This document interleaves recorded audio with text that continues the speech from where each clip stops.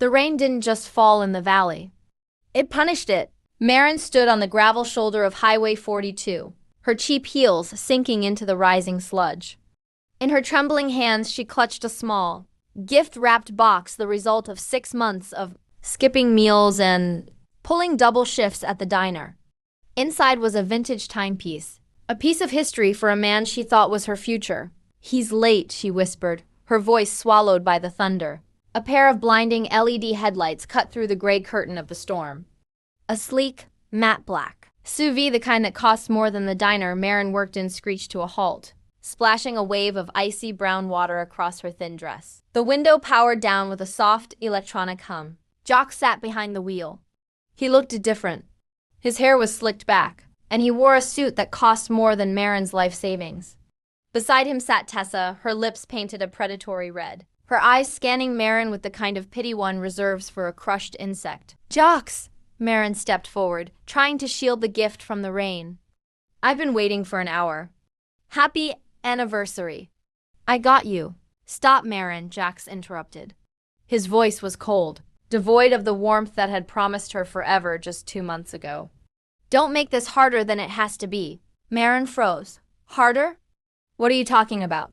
"Look at you," Jax said, gesturing to her mud-stained dress and the cheap umbrella turning inside, out in the wind. "And look at me. I've just been named the head of acquisitions at Nova Corp. I'm moving into a world of glass towers and private jets. You still smell like grease and dish soap." "I worked those shifts for us, Jax." "Jax! To pay your tuition when you were broke." Maren's voice cracked, the raw emotion tearing through her chest. Tessa let out a sharp, melodic laugh. "Oh, honey. He wasn't broke. He was just waiting for a better offer. And I offered him the world." She reached into her designer bag and tossed a crumpled wad of bills out the window. It landed in the mud at Maren's feet. "Take it. Consider it a tip for the service you provided him this year." "Maren, stay away from the office," Jack said, his eyes finally meeting hers. There was no regret in them, only a terrifying blank ambition. "We're at different speeds now. If you try to contact me, I'll have security treat you like the vagrant you look like." He shifted the car into gear. The tires spun, kicking a fresh layer of filth onto Maren's face as the SUV roared away into the darkness. Maren stood alone in the deluge. She looked down at the gift box in the mud, then at the cash Tessa had thrown. Her hand went to the hidden pocket of her uniform, feeling the cold weight of a titanium keycard she had never used. For 364 days she had played the part. She had been the invisible girl, the waitress, the nobody. She had endured the blisters and the hunger because her father's last words were, "To lead them, Maren, you must first know what it feels like to be forgotten by them." The clock on the dashboard of her mind struck midnight. The year of humility was over. Maren reached up, wiped the mud from her cheek, and her expression shifted. The sadness didn't vanish, it hardened into something sharp, something crystalline. She pulled out a burner phone and dialed a number she had memorized a year ago. "Silas," she said, her voice now steady and terrifyingly calm. "The test is complete. Pick me up." "And Silas?" "Yes, Miss Thorne." The deep voice answered. "Cancel Jox's security clearance. I want him to have a very big, very public seat at the meeting tomorrow. I want him to see me coming." The rain didn't stop, but the girl who feared it was gone.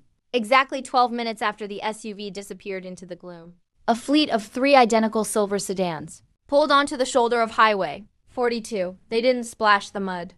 They carved through it with predatory precision. From the middle car stepped Silas, a man whose face was a map of loyal service and ironclad secrets.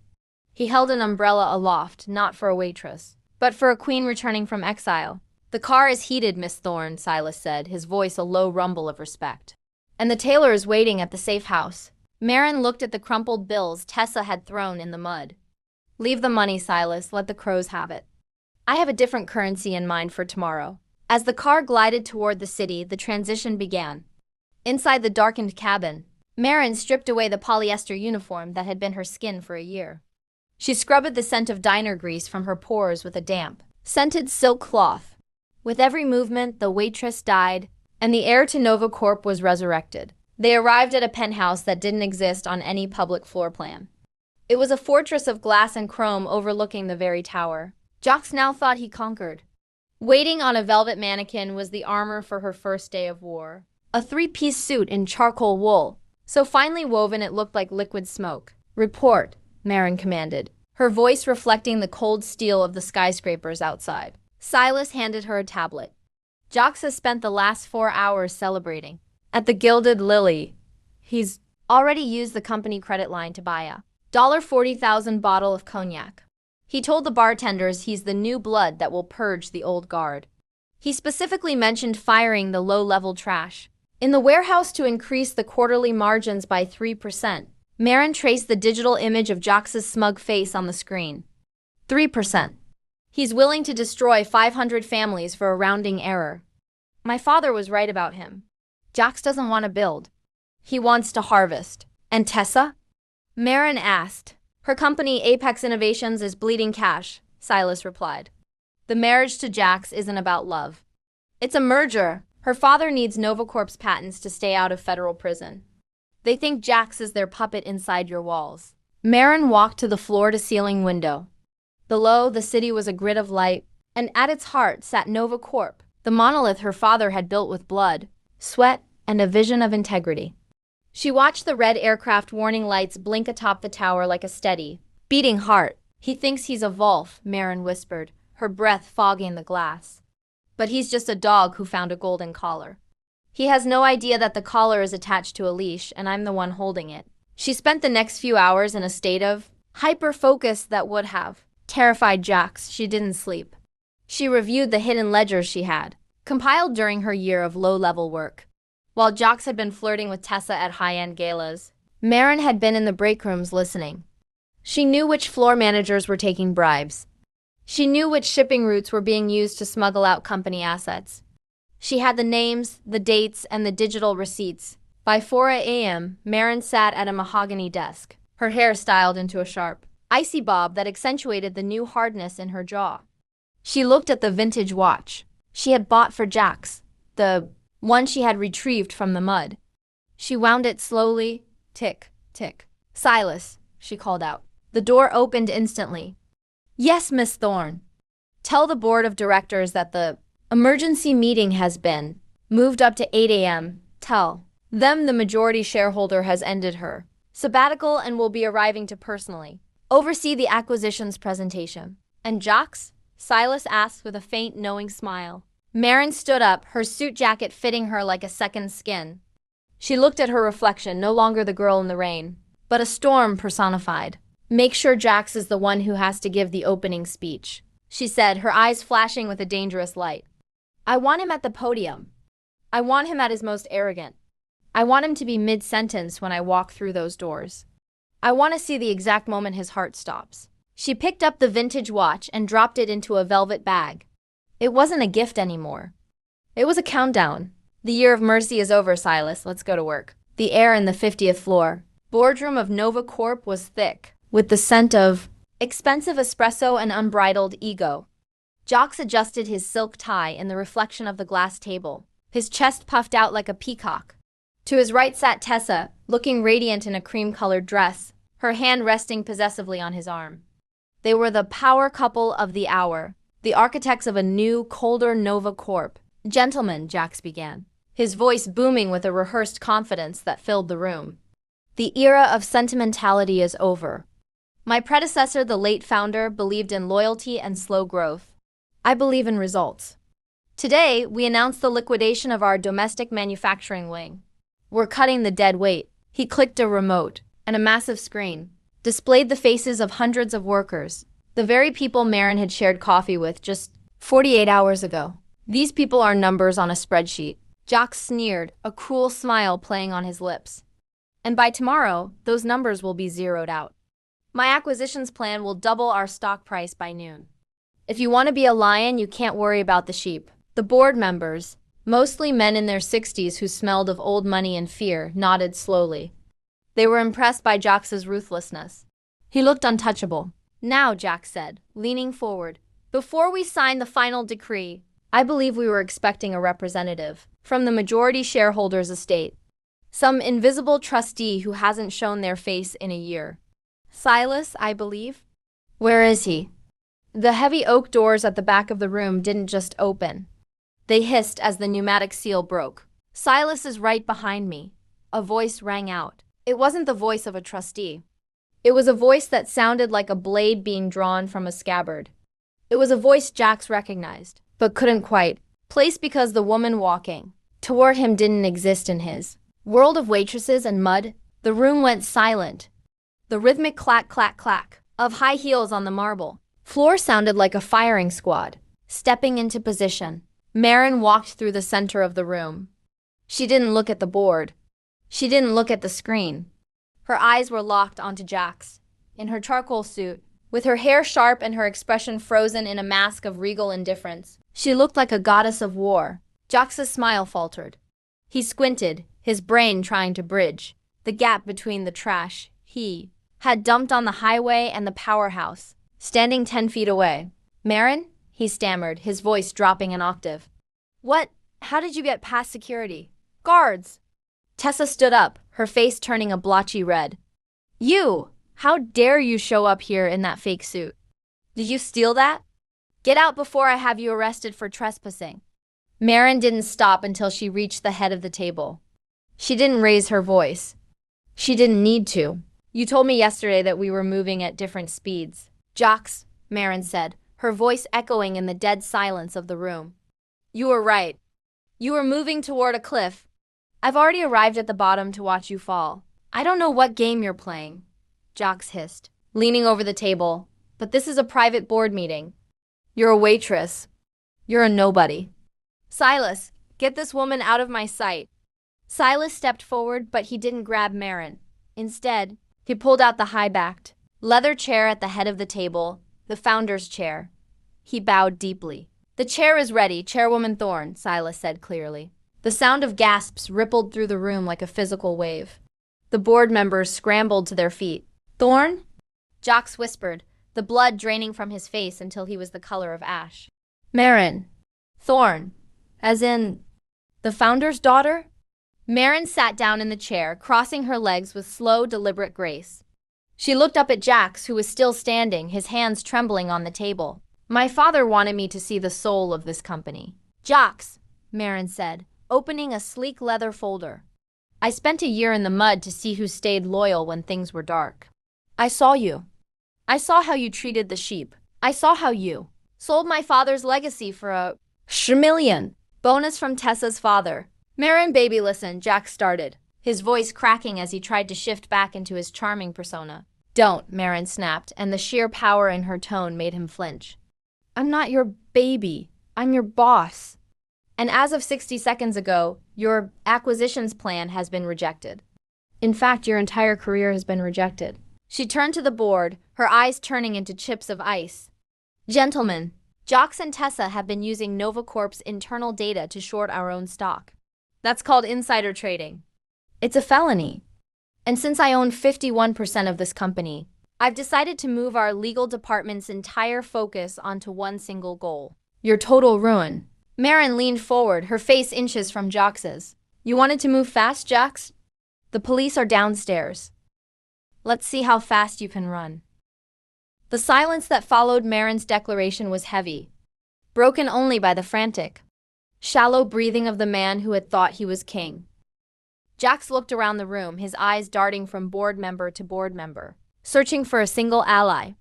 But the lions he had praised minutes ago were now staring at their hands, terrified of the woman at the head of the table. You can't do this, Tessa shrieked, her voice hitting a desperate, jagged note. My father has contracts. We have a signed merger agreement. Maren didn't even look at her. She slid a single sheet of paper across the polished mahogany. The merger agreement was contingent on Jax being a legally compliant officer of Nova Corp. Since I have evidence of him using company funds to pay for your anniversary diamonds and that matte black SUV, which, by the way, is registered to the company, the contract is void. It's not a merger anymore, Tessa. It's a crime scene. 2 men in dark suits, actual security. Not the ones Jax had tried to summon, entered the room. They stood behind Jax like shadows. Maren, please, Jax whispered, his bravado finally collapsing. He reached out, his hand shaking. I made a mistake. I was pressured. We can talk about this. I still love you. Maren let out a short, cold laugh that didn't reach her eyes. Love? Jax, you don't even know what that word means. You love the view from this window. You love the power. But here's the thing about power. When you steal it, you have to pay it back. With interest. She leaned back, tapping a pen against the table. Silas, read the loyalty and indemnity clause in Mr. Vane's contract. Silas stepped forward, his voice clinical. Clause 14b states that any officer found guilty of gross negligence or embezzlement is liable for triple the damages incurred. Furthermore, any advanced bonuses or lifestyle allowances provided by the firm must be repaid within 24 hours, or the firm takes possession of all personal assets, including real estate, vehicles, and offshore accounts. Jax's knees buckled. I spent the bonus. I put a down payment on a villa in the Maldives. I bought the car. I don't have $30 million. I know, Maren said, her voice dropping to a whisper that carried more threat than a scream. Which is why I'm offering you a deal. The only deal that keeps you out of a cold cell for the next 20 years. She reached into a velvet bag and pulled out the muddy, vintage watch she had tried to give him the night before. She set it on the table between them. You told me I smelled like grease and dish soap. Jax, you told me I was dead weight. Well, I've decided to let you experience the weight for yourself. You won't be going to prison today. Instead, you will be staying here at Nova Corp, but not in this office. She tossed a blue, heavy-duty fabric bundle onto the table. It was a janitor's jumpsuit. Across the back, in bold white letters, it read, Maintenance. You will work 40 hours a week as a junior cleaner, Maren commanded. Your salary will be minimum wage, 90% of which will be garnished to pay back your debt. You will clean the toilets in the warehouse. You will scrub the floors of the break rooms where you mock the sheep. You will be the very person you told me to be ashamed of. You're insane. Tessa yelled, grabbing Jax's arm. Jax, let's go. We don't have to listen to this. He can leave, Maren said, her eyes flashing. But the police are in the lobby with a warrant for his arrest and an asset seizure notice for yours. Tessa, if he leaves this building, he goes to jail. If he puts on that jumpsuit, he stays employed and under my protection. For now. Jax looked at the jumpsuit. Then he looked at the security guards.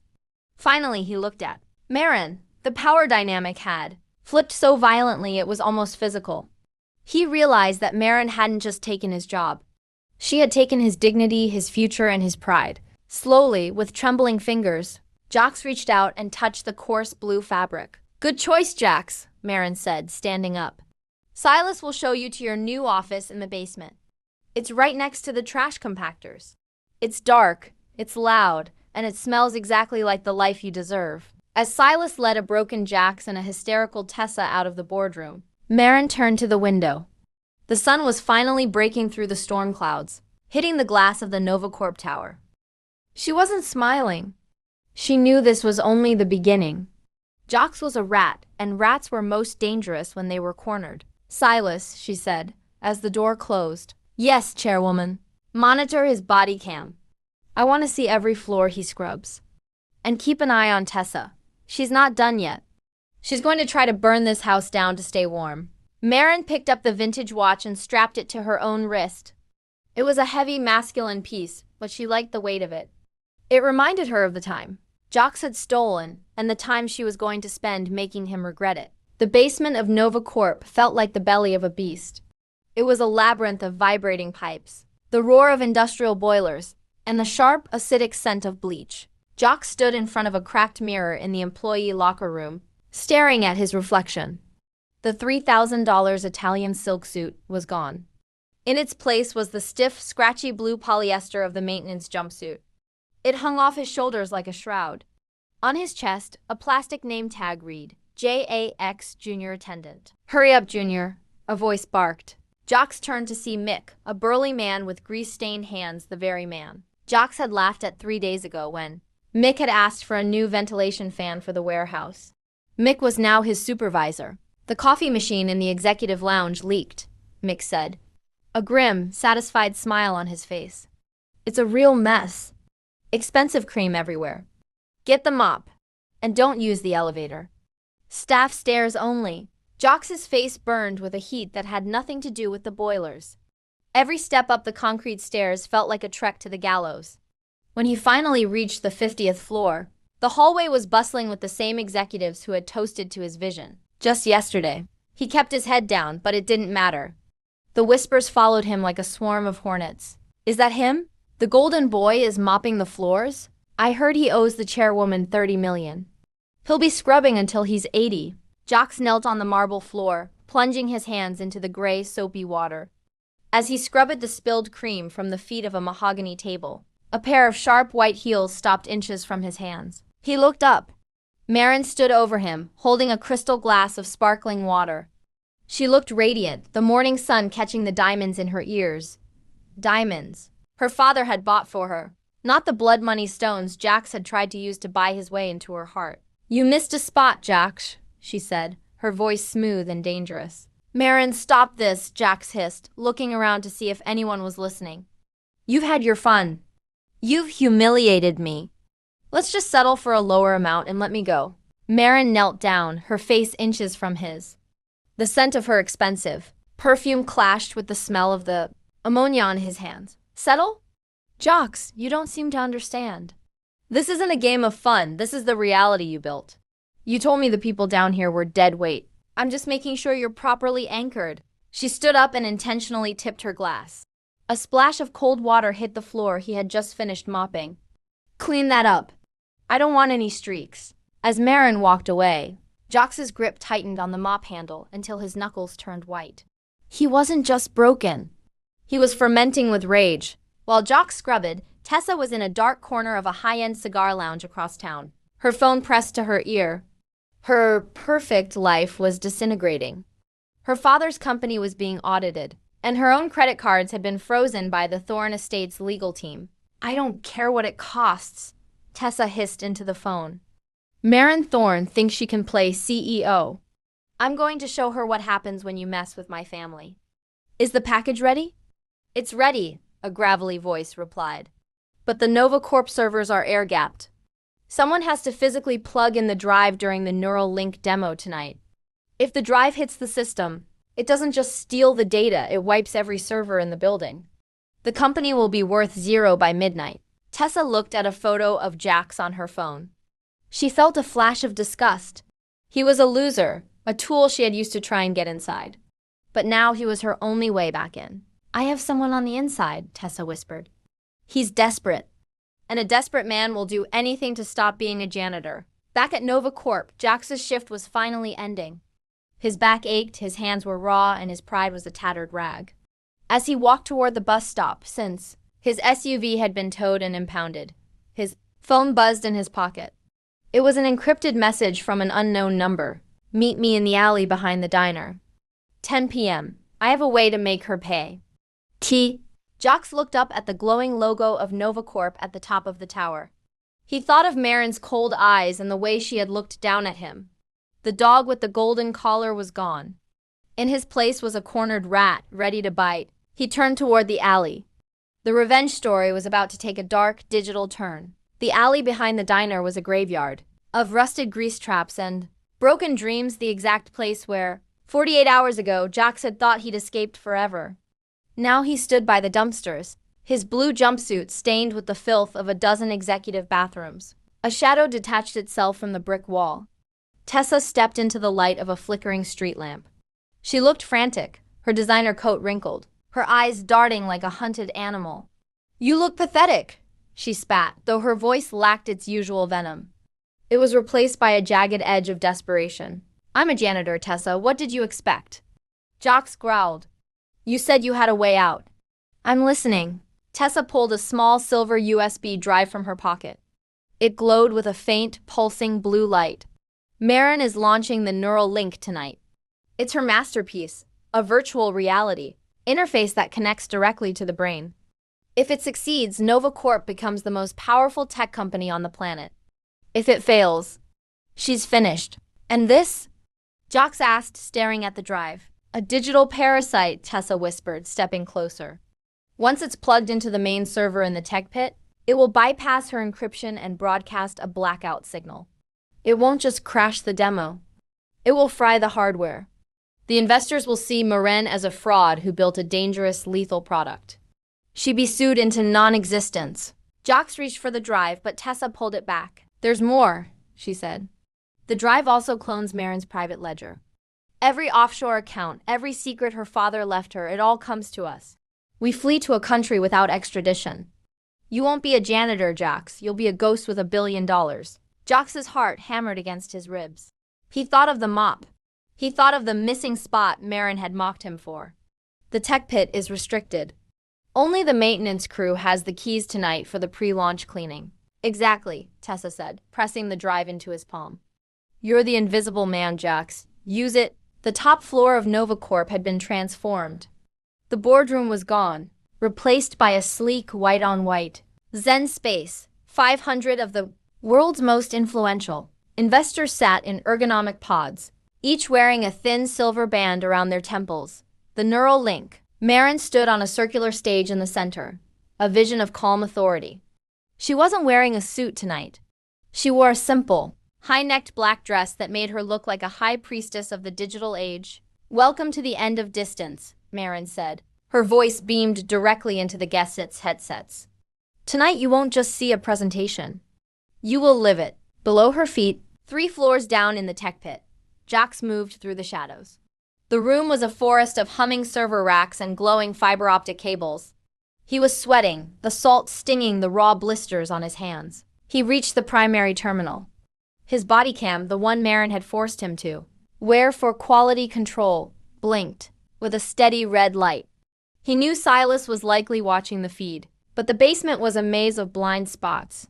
He leaned into a dark corner, shielded by a cooling vent, and fumbled with the USB drive. Just one plug, Jacques whispered to himself, his breath hitching.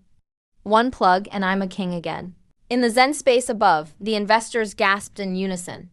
Their headsets were flooded with a breathtaking simulation of a crystalline city, a place of perfect light and sound. Maren stood at the center of their collective vision, a digital guide in a world of her own making. In this space, Maren told them, her digital avatar glowing, there are no secrets. The neural link maps the truth of the human mind. Jacques shoved the silver drive into the server's port. On his handheld monitor, a progress bar appeared. Virus upload, 10%. 40%. 80%. He felt a surge of intoxicating triumph. He looked up at the ceiling, imagining Maren's face when her perfect city began to crumble into digital ash. I told you I moved at a different speed. Maren, he hissed into the darkness of the server room. Enjoy the crash. Suddenly, the servers stopped humming. The cooling fans died. The silence in the tech pit was absolute, broken only by a sharp, electronic chirp from Jacques' own body cam.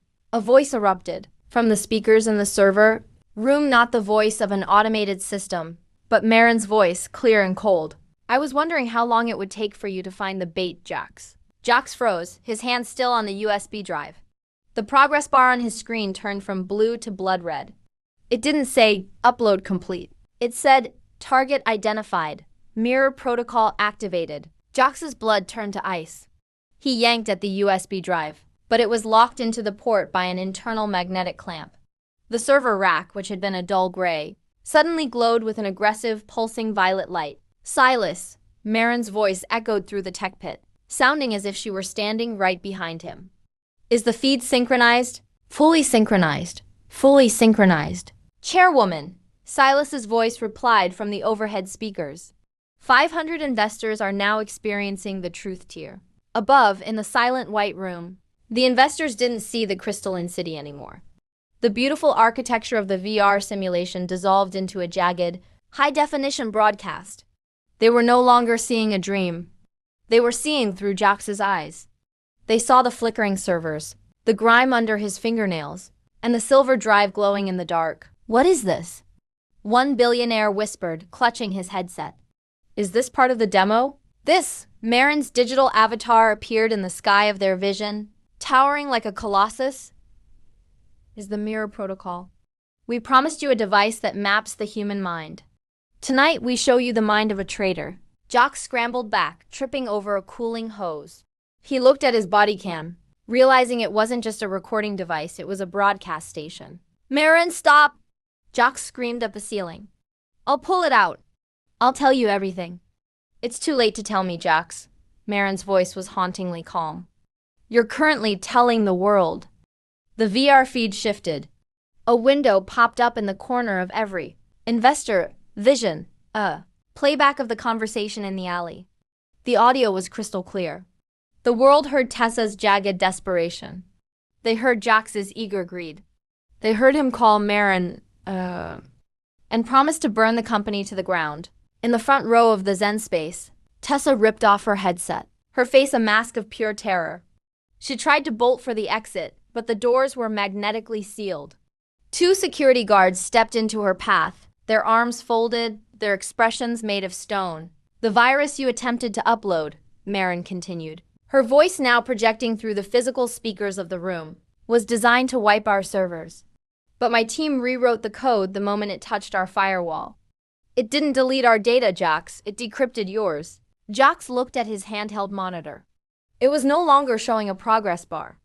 It was scrolling through a list of files it had pulled from the USB drive files Tessa had hidden on the drive to facilitate their escape. You thought you were a ghost, Jax, Maren said, her voice now appearing right behind him in the pit. He spun around.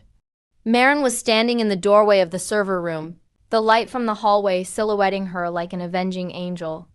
She wasn't an avatar anymore. She was real, and she was holding a tablet that displayed every one of his secrets in bright, glowing text. But a ghost is just something that hasn't been brought into the light yet, she said. Jax fell to his knees, the heavy blue jumpsuit feeling like lead. Maren, please. She tempted me. Tessa forced my hand. I was broke. I was desperate. You were a janitor for 3 days. Jax, I was a waitress for 364, Maren said, walking toward him. She looked at the silver drive, then back at his tear-streaked face. The difference is, when I was in the mud, I looked for a way to build a ladder. When you were in the mud, you looked for a way to burn the house down. She reached out and tapped a command on her tablet. The violet light in the room turned a steady, clinical white. The demo is over, Maren announced, her voice carrying to the ballroom above and the basement below. The neural link works perfectly. It detected a threat, neutralized it, and exposed the truth. I'd say that's a successful launch. The sound of 500 people applauding filtered down through the vents. Muffled, rhythmic thumping that sounded to Jax like the closing of a coffin lid. Silas, Maren said, never taking her eyes off the broken man at her feet. The police are in the lobby for Miss Sterling. Please escort Junior down to meet them. He's finished his shift. The central precinct smelled of stale coffee, cold iron, and the sharp tang of reality. Jax sat on a wooden bench in the holding area, his hands cuffed to a bolted rail. He was still wearing the blue jumpsuit, but it was torn at the shoulder from when he'd tried to resist the officers. Across the room, separated by a glass partition, Tessa was screaming at a public defender. Her designer coat had been confiscated as evidence, and without the silk and the status, she looked small, fragile, and frantic. The heavy steel door at the end of the hall buzzed open. Maren walked in. She didn't have a team of lawyers with her. She didn't need them. She walked with the quiet, terrifying confidence of someone who had already won the war and was just here to oversee the cleanup. She stopped in front of Jax. The silence between them was a vacuum, sucking the air out of his lungs. Maren, Jax croaked, his voice raw from hours of explaining things that couldn't be explained. Tessa's father, he has connections. This won't stick. We can still make a deal. I'll testify against her. I'll give you everything. You already gave me everything, Jax, Maren said.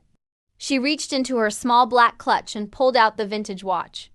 The glass was still slightly scratched from the night in the mud, but the internal gears were ticking with perfect, rhythmic precision. She set it on the cold metal table in front of him. I spent 6 months of my life saving for this, she said, looking at the watch instead of him. I used to look at it and think it represented our time, our future. I thought if I could give you something timeless, you'd finally see me. I see you now. Jax leaned forward, the cuffs rattling against the rail. I see you, Maren. You're magnificent. We could be a power couple. Just get the charges dropped and I'm yours. Maren finally looked at him. Her eyes weren't angry. They were worse.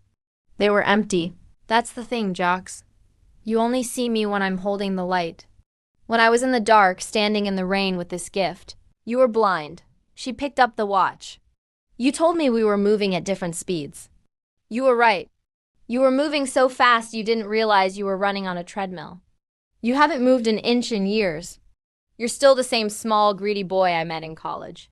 Only now the world knows it too. You can't just leave me here, he yelled as she turned to walk away. I have nothing. They've seized the car, the condo, everything. Maren paused at the door. Actually, I checked. Since the signing bonus you spent was company property, and your debt to Nova Corp still exceeds your liquid assets, the state has granted me receivership of your remaining personal items. She reached into her bag and tossed a small plastic baggie onto the table. Inside was the $20 bill Tessa had thrown in the mud. That's your balance, Jax. After the lawyers and the liquidators are done, that's all that's left of your legacy. Keep it. You'll need it for the phone calls. She walked past the glass partition where Tessa was still shrieking. Maren didn't even turn her head. Tessa was a ghost of a life she no longer lived. Outside, the air was crisp and clear. The storm had washed the city clean. Silas stood by the car, holding the door open. Where to, chairwoman? Maren looked at the vintage watch one last time. She didn't put it back in her bag. Instead, she walked over to a homeless veteran sitting on a bench near the precinct entrance. Ma'am. She had seen every morning when she worked at the diner. She placed the watch in his hand. This is a 1954 chronograph, sir. It's worth about $8,000. Sell it. Buy that house you were telling me about last winter. The man stared at the watch, his eyes widening. Miss. Why? Maren smiled, and for the first time in a year, it was a real smile, one that reached her eyes. Because I'm done keeping track of the past, she said. She stepped into the car and looked out at the skyline. Nova Corp was glowing in the distance, a beacon of glass and light. But Maren wasn't looking at the tower. She was looking at the horizon, where the sun was just beginning to rise. Silas, she said, as the car pulled away. Drive me to the diner. I want a cup of that terrible 50-cent coffee. And then, we have a company to build. The invisible heir was gone. The chairwoman had arrived. And the world would never be the same.